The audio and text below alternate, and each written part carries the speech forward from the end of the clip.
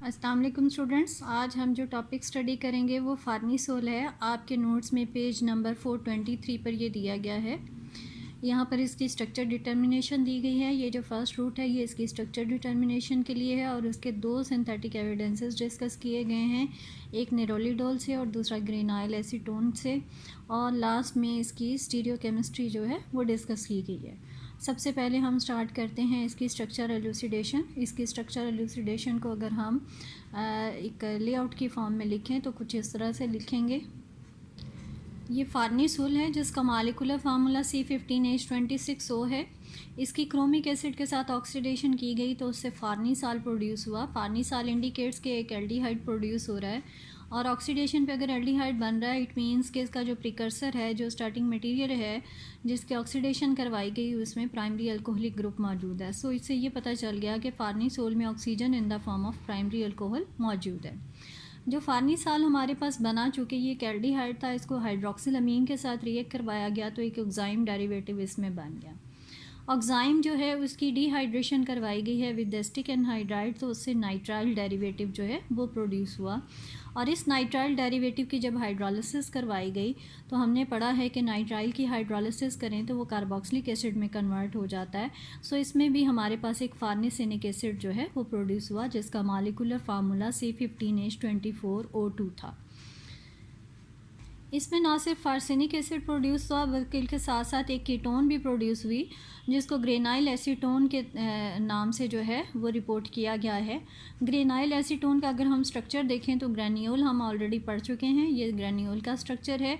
इसके साथ आप एसीटोन का रिएक्शन करवा दें तो एसीटोन की अल्फ़ा हाइड्रोजन निकलेगी और ग्रेन्यूल का अल्कोहलिक OH ग्रुप निकल जाएगा, डिहाइड्रेशन हो जाएगी और आपके पास ये नेक्स्ट डेरिवेटिव बन जाएगा जिसको नाम दिया गया ग्रेनाइल एसीटोन का। इस ग्रेनाइल एसीटोन में अगर हम कार्बन का नंबर देखें तो वो C13 है।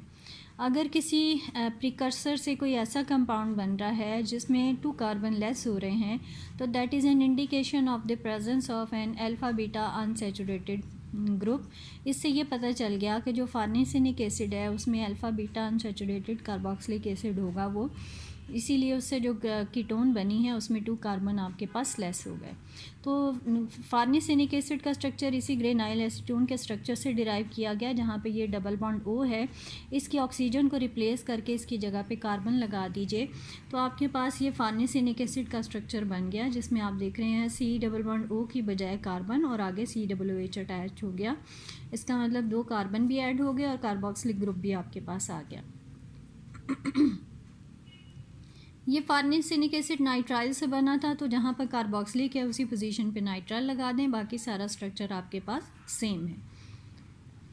उसके बाद जो नाइट्राइल था वो ऑक्साइम से प्रोड्यूस हुआ, तो जिस पोजीशन पर नाइट्राइल है उस पोजीशन पर ऑक्साइम बना दीजिए।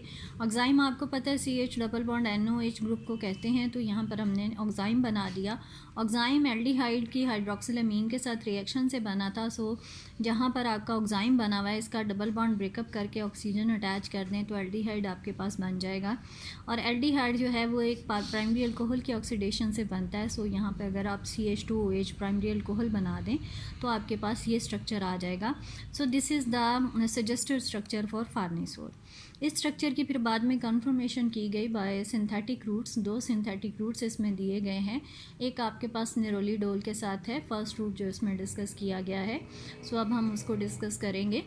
इसमें आप देखिए कि पहला रूट है नेरोलीडोल को जब एसिडिक कंडीशन प्रोवाइड की गई तो it undergoes allylic rearrangement reaction और इससे आपके पास फार्नीसोल जो है वो सिंथेसाइज हो रहा है। अगर इसके मैकेनिज़्म को ज़रा डिटेल में देखें तो कुछ इस तरह से होगा।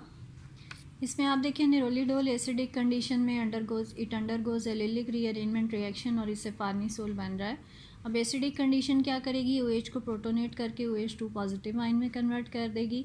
इसमें बाद में रीअरेंजमेंट हो रही है और रीअरेंजमेंट में देखिए कि double bond, terminal double bond जो है वो शिफ्ट हो रहा है। यहाँ से वाटर निकलेगा और वो वाटर इस टर्मिनल पोजीशन पर आकर अटैक कर जाएगा, क्योंकि बॉन्ड शिफ्टिंग की वजह से टर्मिनल कार्बन जो है उसकी वैलेंसी कम हो जाएगी तो ये पॉजिटिवली चार्ज हो जाएगा। सो हमारे पास नेक्स्ट जो प्रोडक्ट इसमें बन जाएगी वो आपके पास इस तरह से होगी, जिसमें आप देख रहे हैं कि CH2 के साथ टर्मिनल पोजीशन पर OH2 आके लिंकअप हो गया। अब ये चूँकि OH2 पॉजिटिव आयन ही होगा, वाटर ने अपना लोन पेयर डोनेट करके अटैचमेंट की है यहाँ पर, सो लास्ट स्टेप में इसकी डीप्रोटोनेशन हो रही है और उसके बाद आपके पास ये एंड प्रोडक्ट बन रही है जिसमें आपके पास फार्निसोल प्रोड्यूस हो गया। सो अगर हम इस रिएक्शन मैकेनिज़्म को डिटेल में देखें तो आप देखिए प्रोटोनेशन है, देन रीअरेंजमेंट और लास्ट स्टेप में फिर डीप्रोटोनेशन हुई है और एंड प्रोडक्ट फार्निसोल आपके पास आ गया। ये था इसका फर्स्ट सिंथेटिक एविडेंस। निरोलिडोल से आप किस तरह से फार्निसोल सिंथेसाइज करेंगे।